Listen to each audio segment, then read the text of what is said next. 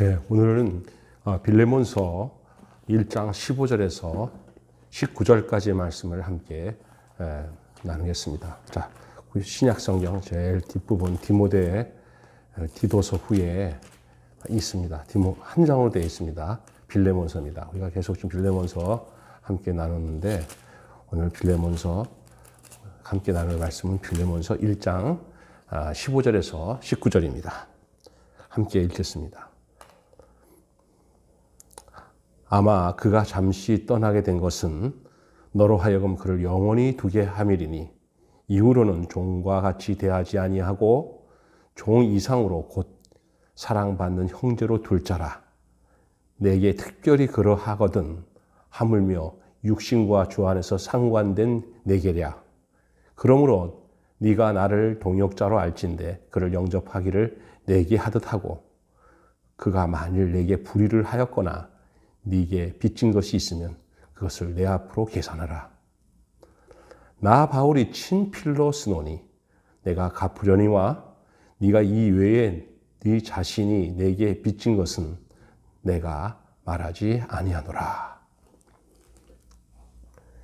오늘은 사랑의 용서라는 말씀으로 함께 은혜를 나누겠습니다.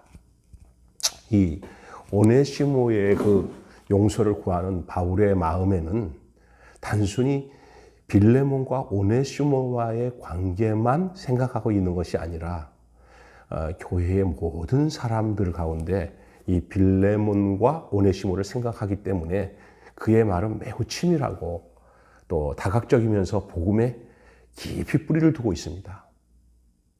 그렇기 때문에 오늘 이 본문이 말하는 용서란 단순히 상대의 잘못을 그냥 덮어두거나 용서하겠다 이런 그런 한마디 말로 끝나는 것이 아닙니다.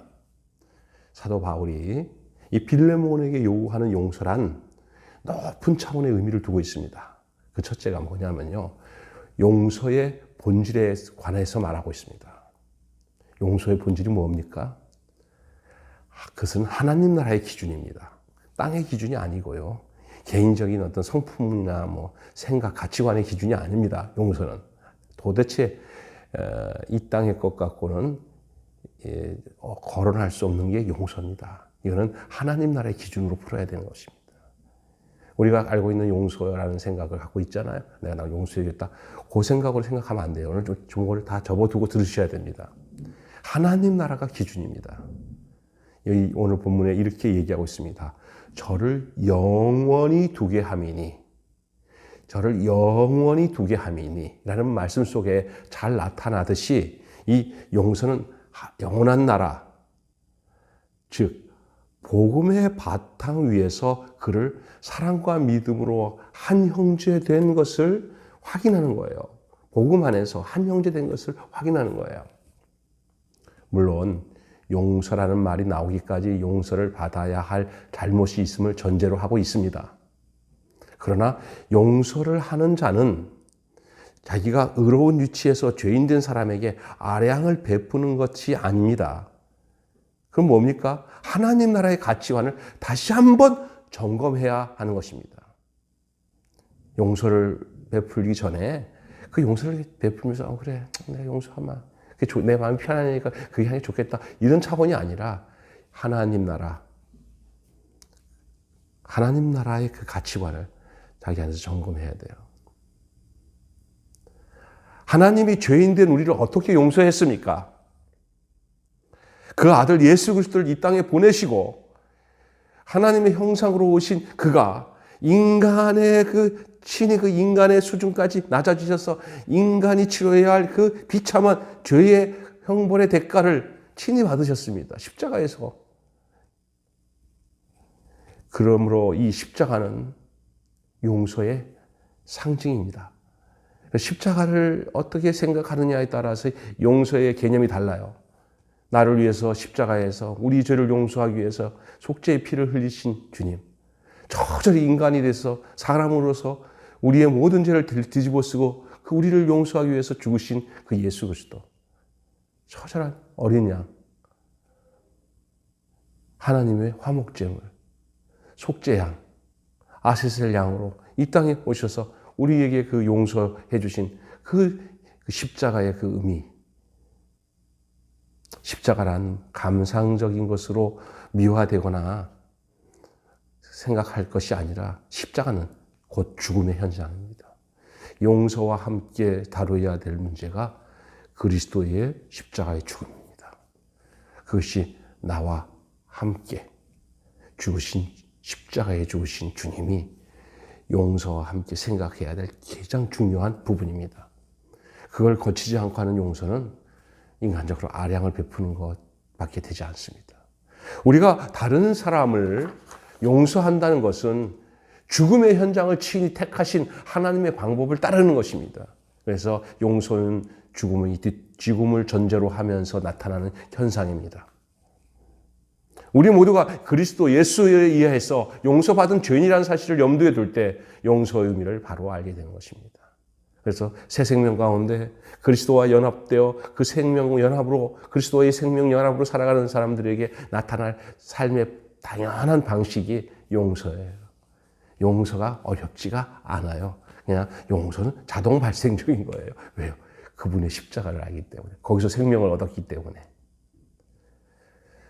두 번째로는요, 용서의 성격에 관해서 말하고 있어요. 용서는 사회적 신분이나 명예나 그 정도가 높다고 해서 그가 용서의 주체자가 되는 거 아닙니다.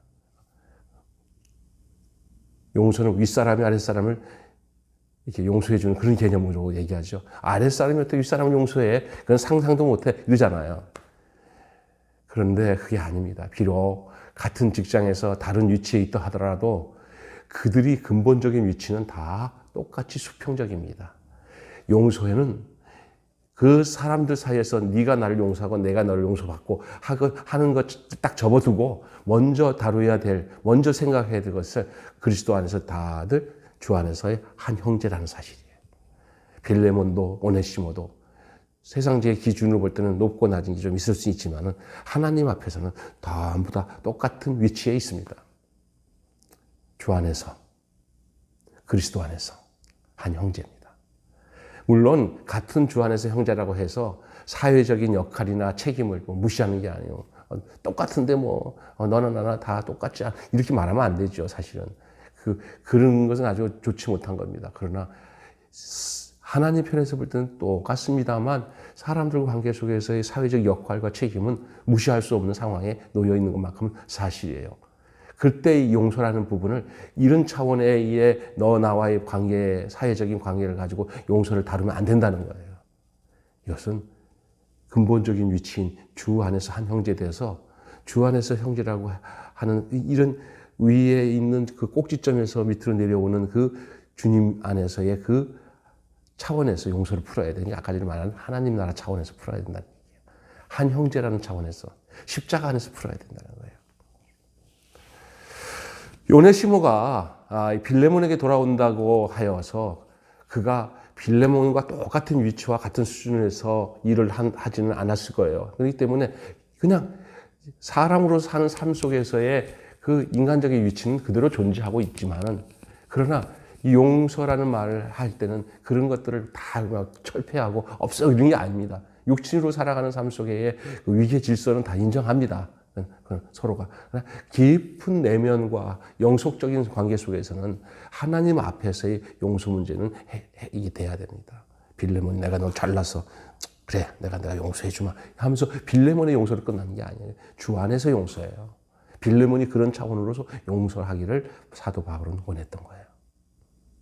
너에게 잘못된 사람 네가 마음대로 용서해줘 이게 아니에요. 빌레몬과 똑같은 위치에서 같은 수준으로 일하지 않았을 거예요. 이 오네시모. 또 오네시모가 나도 예수 안에서 한 형제인데 그러면 안 되죠. 군에 있을 때 이상한 일이 있었어요. 제 군에 있을 때 내 밑에 있는 내 부하 제 밑에 회랑 말하면 쫄병이죠. 제가 사수고 조수인데. 근데 교회 안에서 이렇게 하는데 교회 안에서 한 형제라고 해가지고 엉거먹는 거예요. 그냥 대충 여기서 교회 안에서는 다 용서가 다 되고 또 군기는 교회 안에서는 없을 거라고 생각해요. 이거 아니거든요. 자기가 윗사람에 대한 도리는 하면서 그것에 대해서 용서를 베풀면서 하는 부분, 내게 속한 거잖아요. 그건. 근데 나한테 그걸 요구하는 거예요. 뭐, 계급이 높으면 다냐고, 우리가 그리스도 안에서 한 형제냐. 나이도 나랑 똑같은데, 뭐, 그러면서 세상 싸가지죠. 이거 안 되죠. 그럼에도 불구하고, 김병장님, 그래요? 예, 그러면 이제 내가 반말을 하나, 존댓말을 하나는 그건 내게 대한 권한인데, 그것은 하나님 네가 심판. 그럼 내가, 야, 김일병! 이러면, 반말이에요? 이러면 골 때리는 거잖아요. 그런 일이 있었어요. 야, 이거 참 아이러니하더라. 그래서, 예, 김일병님, 그래야 되나요? 참, 아주 어려운 점이 있었어요. 이런 차원에서 오네시모가, 우리 그리스도 안에서 한 형제니까, 뭐 용서해 주는 거 당연한 거 아닙니까? 뭐 이렇게 나가면 안 되는 거죠. 빌레몬은 또 내가 너를 용서해 줘야 되는, 이렇게 위에 사람 위치에서 그렇게 그 일을 아주 간단하게 처리하는 게 아니라는 거예요. 굉장히 복잡한 거예요. 이거는 뭐냐? 하나님 안에서 풀어야 되는 거예요. 빌레몬의 마음에서는 그 오네시모가 다시 돌아오는데 얼마나 고귀한 새 생명이에요. 그래, 옛날 거 다 잊자. 하나님이 너를 사랑하시고 나를 사랑하셔서 이렇게 돼야 되는 거예요.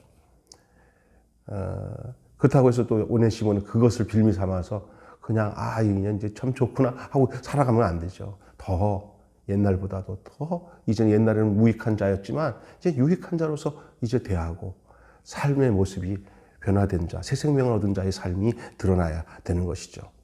그래서 이 빌레몬과 오네시모 관계가 주종 관계가 아니고 사랑받는 형제고 동무이지만은 그러나 빌레몬에게 오네시모를 대할 때 바울이 자기에게 대하듯이 빌레몬에게 오네시모를 대해달라고 요구를 해요.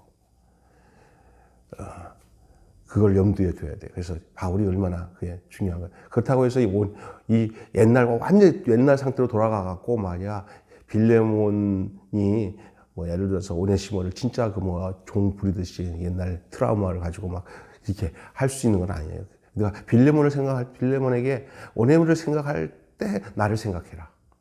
오네시모를 생각할 때 바울 선생이라고 생각해. 그러면 되지 않겠냐 이렇게 얘기한 거예요. 이거 보증을 해주는 것이죠. 그 사람에 대해서 보증인이 되는 거예요. 보호자가 되고.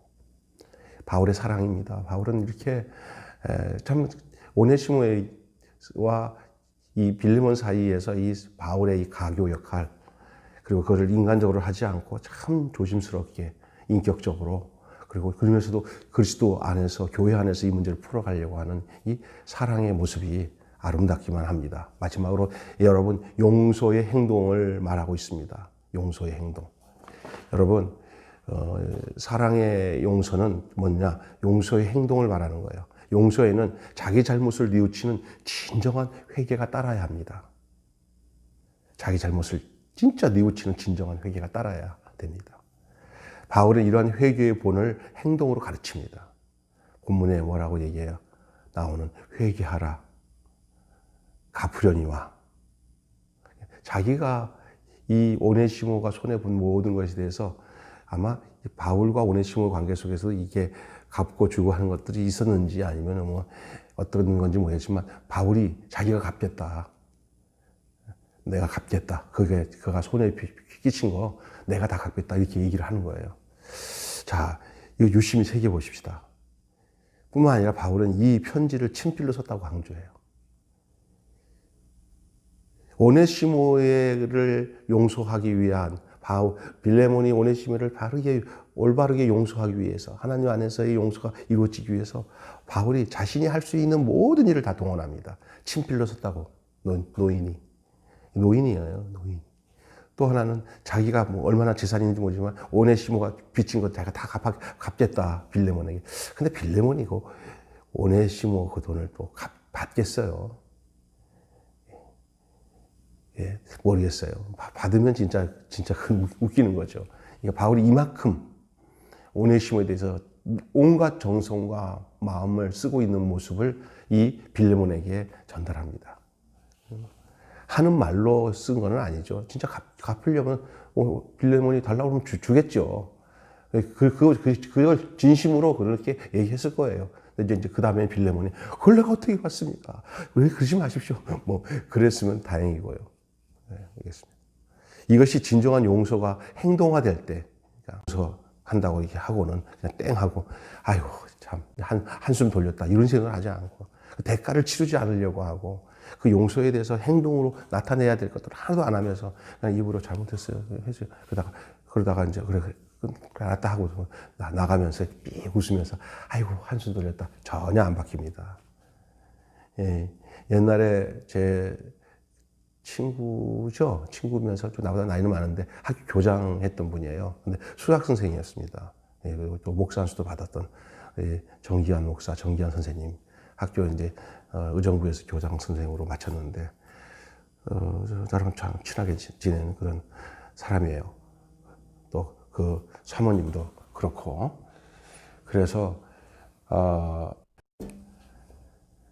그 정기환 그 목사님이 학생 자기 반 학생 하나 아주 문제 많은 애인데 이제 야단을 치고 너 앞으로 하지 말라. 너무 하나 되니까 그냥 그 출석부로 머리를 때렸어요. 했더니 잘못했습니다. 하고 난 뒤에 그럼 들어가는데 들어가면서 그쪽 건너편에 이렇게 거울이 있는데 걔를 볼 수 있는데 걔는 못 본 거예요. 딱 보니까 들어가면서 혀를 내밀면서 이렇게 들어가는 거예요. 얼마나 화가 났는지 막 죽는 줄 알았대요. 그냥. 그 놈을 때렸죠. 네. 이게 뭐냐, 사람이 이게 좀 때릴 수도 없는 사람이에요. 자기가 진짜 너무 사랑하는 마음으로 막 때리는데, 그랬으면 학생들 다 알아요. 글 선생이 아닌데 걔를 좀 사람 되겠다고 그래서 그렇게 그 사람인지라 그렇게 한 거 아니에요. 그런데 그 마지막 것까지도 얘는 받아들이지 못하고 가면서 렐름 하고 다 가는데, 야, 그때 너무나 힘들었다 하는 얘기를 들었어요. 이게 용서는 받아들이는 사람이나 용서하는 사람 사이에서 이렇게 그냥 형식적인 거 갖고 되는 게 아니에요. 진심으로 뉘우치고 다시 그런 죄를 범하지 않냐는 그 상황 속에 놓여 있어야 되는 줄로 믿습니다. 오늘 사랑의 용서라는 말씀으로 함께 은혜를 나눴습니다. 샬롬. 하나님 감사합니다. 우리가 오늘 사랑의 용서라는 말씀으로 함께 은혜를 나눴는데, 용서의 본질, 또 용서의 성격, 용서의 행동을 통해서 사도 바울과 또 오네시모와 빌레몬과 관계 속에서 나타나는 이 사랑의 용서의 내용들을 저희들이 잘 가슴에 새기고 또 그 뜻을 잘 분별해서 우리 삶 속에도 인간적으로 용서를 하는 게 아니라 하나님 나라 차원에서 용서가 이루어지는 그런 생명 안에서의 삶이 우리 안에 있게 하여 주옵소서. 예수 그리스도 이름으로 기도합니다. 아멘.